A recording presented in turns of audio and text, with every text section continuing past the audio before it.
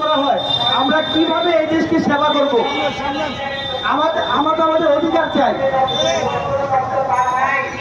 জাতীয় বিশ্ববিদ্যালয় প্রতি সময় যারা যেসব স্টুডেন্টরা পাস করা দরকার সেসব স্টুডেন্টরা পাস করে না, যেসব স্টুডেন্টরা ফেল করা দরকার ওসব স্টুডেন্টরা ফেল করে।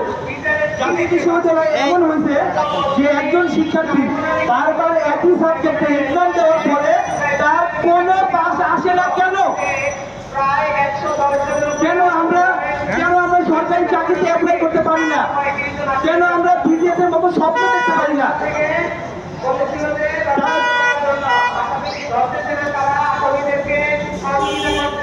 প্রতি বছরই না কোনো যে কোনো কারণে সেশন জট লেগেই থাকে। এই সেশন জট থেকে যে আমরা কবে মুক্তি পাবো সেটা আমরা নিজেরাই জানি না।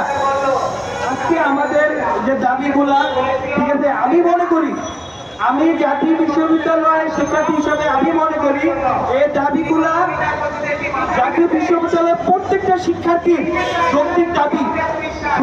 এই দাবি যদি পূরণ না করা হয়, জাতীয় বিশ্ববিদ্যালয়ের প্রত্যেকটা শিক্ষার্থী পঙ্গু হয়ে যাবে, পঙ্গু।